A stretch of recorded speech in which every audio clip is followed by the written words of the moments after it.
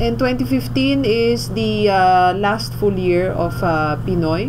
Okay, if you will notice here, during the last year of the term, spending growth of the president during the past few administrations actually picked up. Okay, so ang tanong, yun nga, 2015 will be the last year of the term of Pinoy.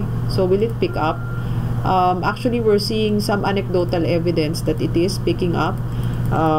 There are news that the disbursements have actually accelerated. And if you look at the fourth quarter GDP numbers, government spending actually already picked up yung fourth quarter pa lang. So it makes us more confident that it really will pick up this year.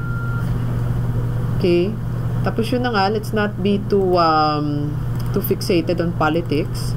You will see 2013 and 2014, there were a lot of events that took place, no? We had the PDAF, and then the DAP, and then, yun na nga, may mga impeachment complaints, tapos si VP Binay, na-accused, diba? And, but, you know, while that was happening on the political front, you'll see that the ratings agencies were busy upgrading the ratings of the Philippines, the investment rating. So, of course, in 2013, balitang-balita yung mga upgrades ng mga ratings agencies. So, first time we hit investment grade. But that did not stop there. In 2014, S&P had a further upgrade of our rating. And in December of 2014, Moody's upgraded us again. So, tuloy-tuloy ang pag-upgrade. Pero, of course, hindi lang na-highlight because everybody is so fixated with politics. And the reason why the S&P, for example, said that they continue to upgrade despite all of the politics is because they believe that the reforms that are being implemented right now will endure beyond the current administration. So, tuloy-tuloy lang. And then, okay, so what is our target for the PSEi? In the middle of 2014, we said our target was 7.8. Okay, but as of January, we increased our target to 8.3. Okay, and this is driven by falling interest rates. Okay, bumababa ang interest rate, therefore we are confident that this will lead to a higher upside for the stock market. As you can see right now, our 10-year bond, I think, is around 3.6%. Pero ang US bond, pababa rin ang rate. So, the spread is actually widening. So, we're quite confident na wala yung pressure for us to have to increase interest rates. Kasi I know a lot of you were, or maybe there were some of you who were invested in May of 2013. And of course, at that time, the PSEi, or the stock market was trading at 7.4. Tapos, diba, nag-correct siya to 5.8. So, baka natatakot na kayo. Sabihin nyo, nako, baka ito na yung, diba? This is not sustainable.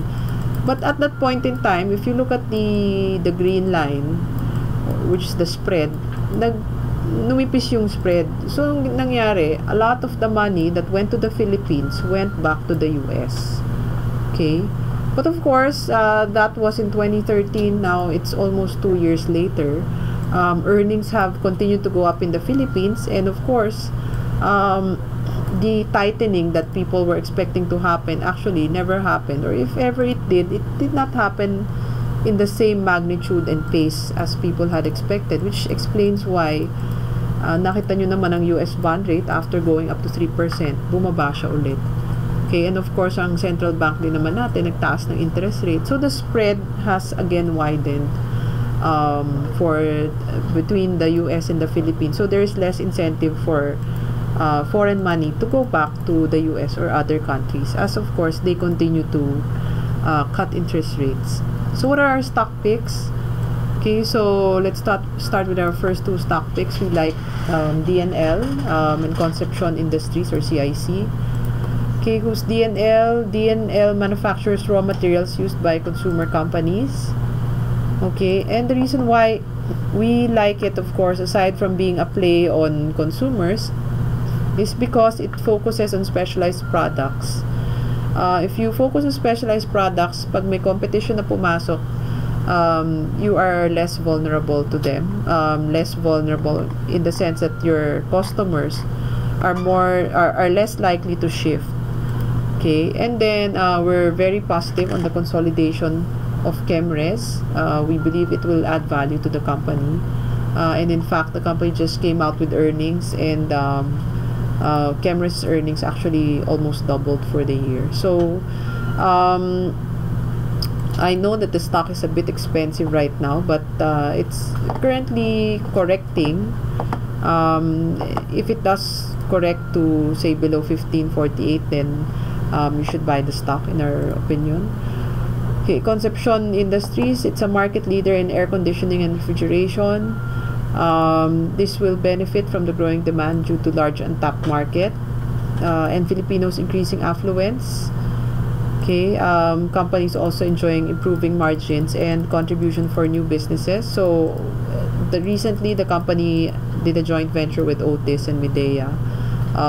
We're quite positive that these new businesses will be value accretive over the long term.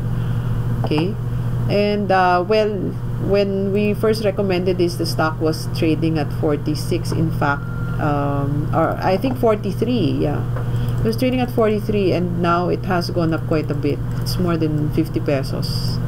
So again, sayang yung opportunity, but who knows, if it corrects again, we view it as an opportunity to buy the stock.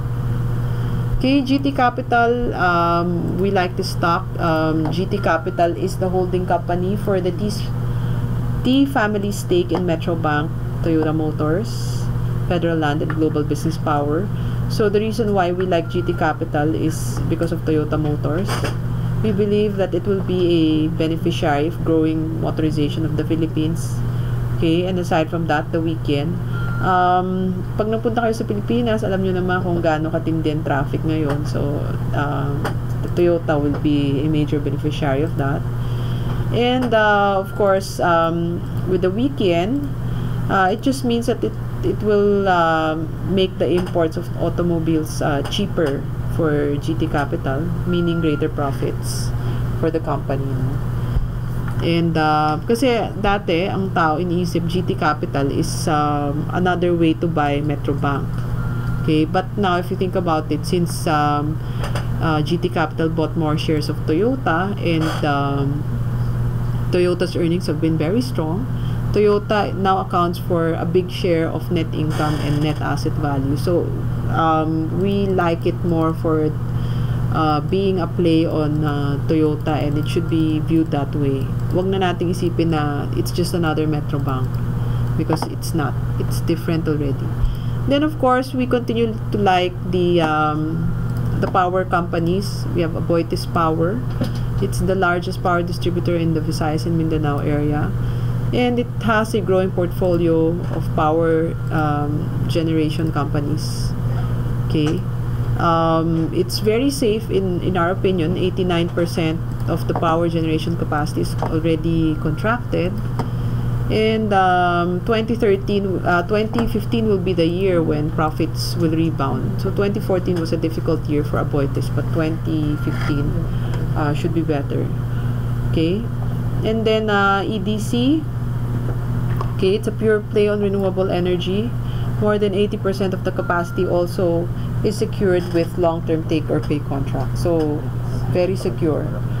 And then, this year, earnings will be growing quite significantly because the rehabilitation of the Bachman plant is already completed. Okay, so this year, there will be a 27% increase in revenues and 32% growth in net income. Okay, it wasn't mentioned because I think this slide is, well, not my latest slide, but we also have FGen. Okay, the reason why we like FGen also is because it is actually the major owner of EDC, so it will benefit from the rebound of EDC. And initially we did not include it because the shares were being negatively affected by talks of a share placement.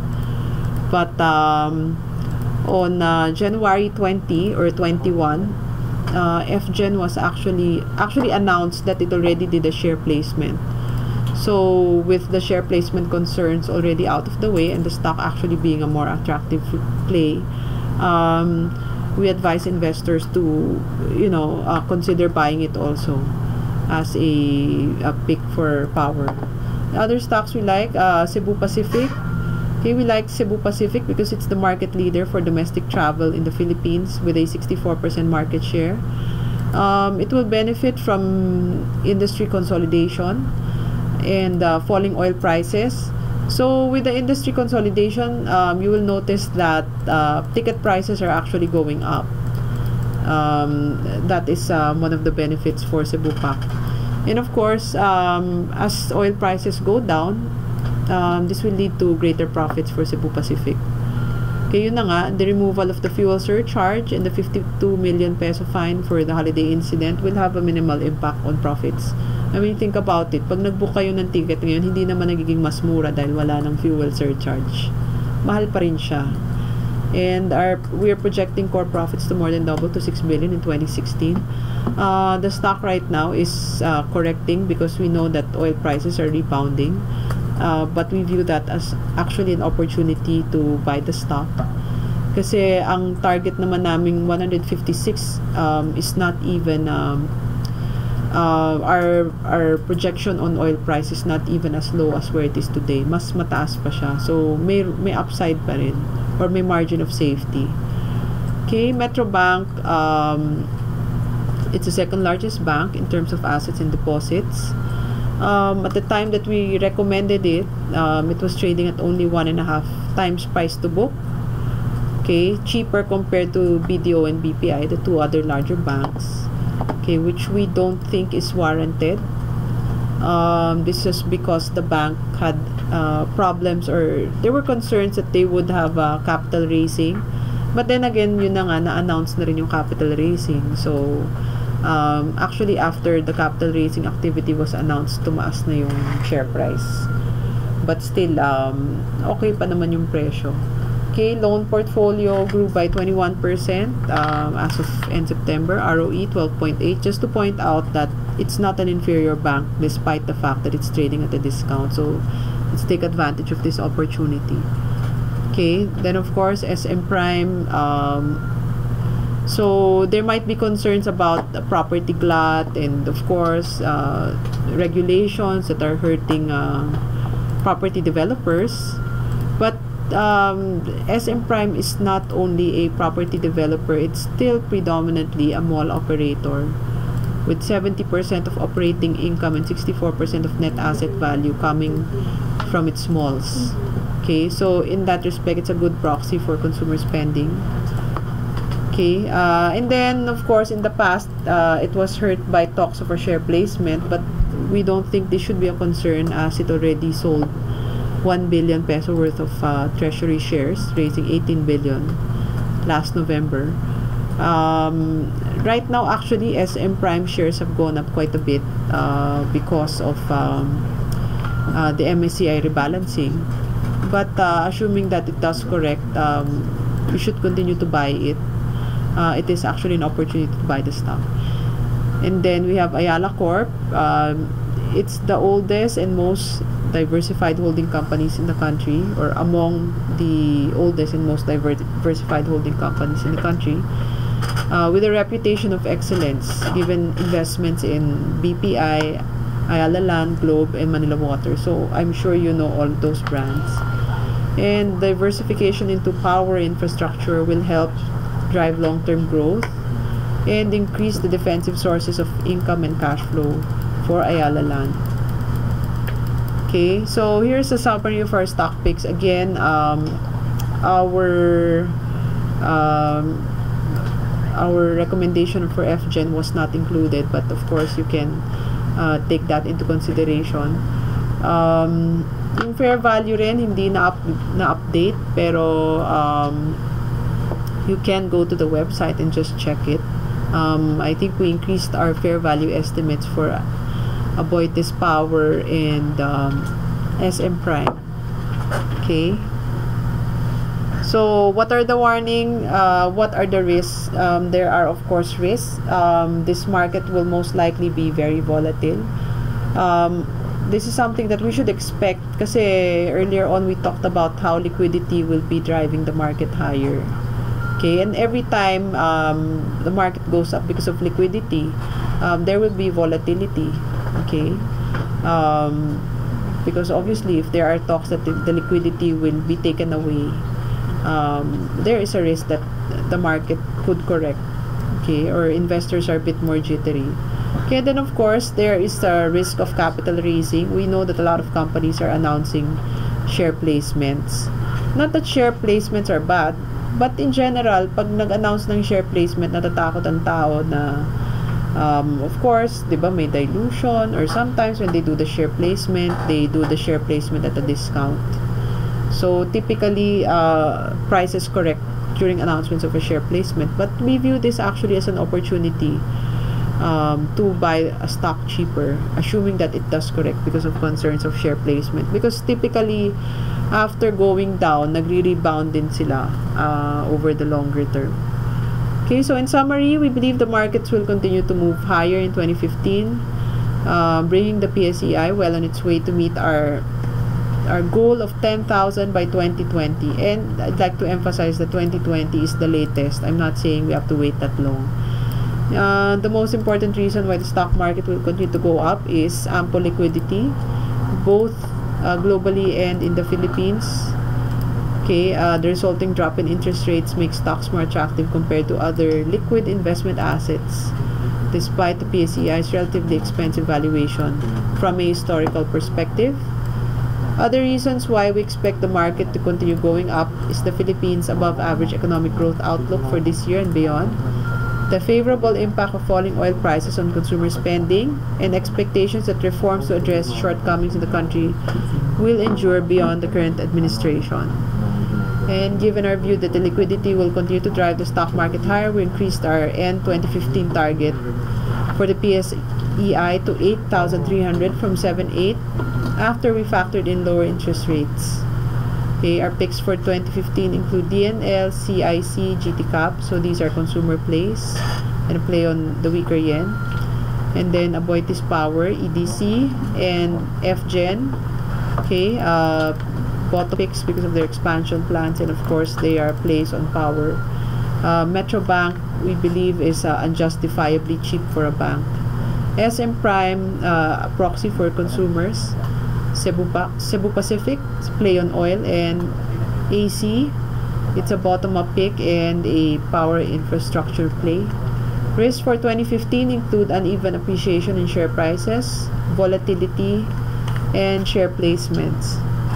Okay, with that, I end my presentation. Thank you very much. And of course, I'd like to invite you all to like us and follow us. And of course, we have our YouTube. So I also have my Twitter. So I also invite you to follow me at April Ditan. Okay, thank you very much.